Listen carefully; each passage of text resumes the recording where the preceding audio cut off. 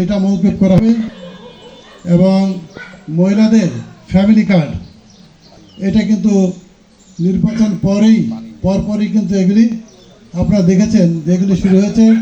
ইতিমধ্যে আরও কিছু নতুন কর্মসূচি নিয়েছেন। তার মধ্যে মহিলারা যে গ্রামের বাড়িতে রান্না করে এই রান্না করার জন্য উনি বাড়িতে গ্যাস সিলিন্ডার দেওয়ার জন্য কিন্তু একটা কর্মসূচি ইতিমধ্যে হাতে নিয়েছেন। সেই গ্যাস খনন কর্মসূচি আপনারা অচিরেই তার বাস্তবায়ন দেখতে পারবেন। আজকে খাল খনন যে একটা কর্মসূচি ইতিমধ্যে মনে হয় 2 মাস পার হয়েছে, আমাদের 2.5 মাস চলে। ইতিমধ্যে দেখেন আমাদের কর্মসূচি কীভাবে শুরু হয়েছে।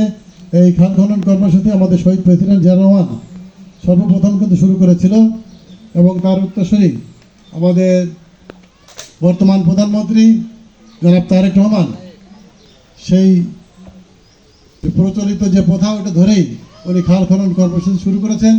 ইতিমধ্যে বাংলাদেশের প্রত্যেকটা উপজেলায় খাল খনন কর্মসূচি চালু হয়ে তারই ধারাবাহিকতা আজকে আমরা এখানে 5 গ্রাম ইউনিয়নে সর্বপ্রথম আমরা আমাদের এই 1 আসনে এই খাল খননটা আমরা উদ্বোধন করেছি। ইনশাআল্লাহ অচিরেই এই খাল খনন কর্মসূচি শেষ হবে। আপনারা জানেন বিএনপি রাজনীতি হলো উন্নয়নের রাজনীতি। বিগত দিনে যখন বিএনপি ক্ষমতায় ছিল শুধু উন্নয়ন কর্মকাণ্ড হয়েছে। ইতিমধ্যে শুধু এই খাল খনন না, আরও অনেক কর্মসূচি আসছে। আপনারা হয়তো 2-1 মাসের মধ্যে এটা দৃশ্যমান দেখতে পাবেন।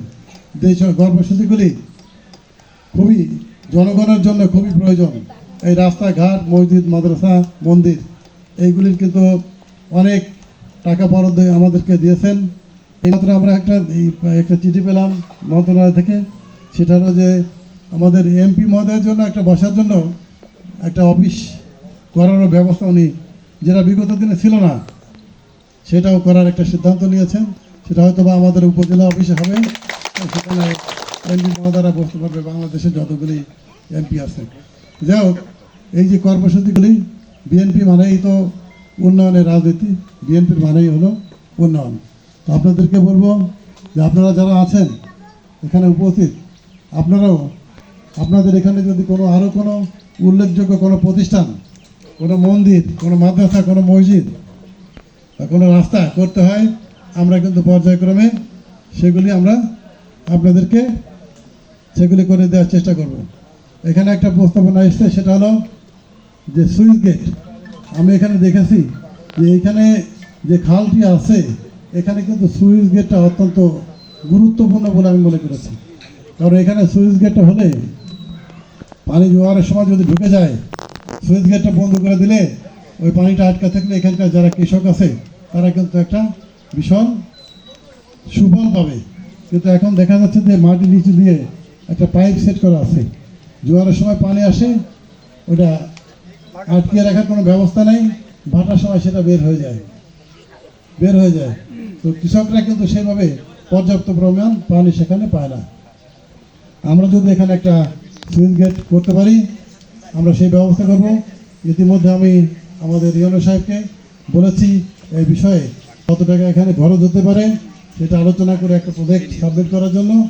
প্রজেক্ট সাবমিট করলে ইনশাআল্লাহ আমরা এখানে একটা সুইচ গেট করে দেব, এই অঞ্চলের মানুষ উপকৃত হয়। তো যাই হোক, আপনারা আজকে দীর্ঘক্ষণ বসে আছেন এখানে এই কর্মসূচির জন্য। সকলে এখানে আমাদের অনেক বৌদিরা যারা গত নির্বাচনে এখানে আমাকে ভোট দিয়েছে তারাও এখানে উপস্থিত হয়েছে। আপনাদেরকে ধন্যবাদ জানাই যে গত নির্বাচনে আপনারা বিপুল ভোট আমাকে দিয়ে নির্বাচিত করেছেন। আপনাদেরকে আমার জেলা বিএনপির পক্ষ থেকে, আমার ব্যক্তিগত পক্ষ থেকে ধন্যবাদ জানাচ্ছি এবং আজকে এখানে আমার বক্তব্য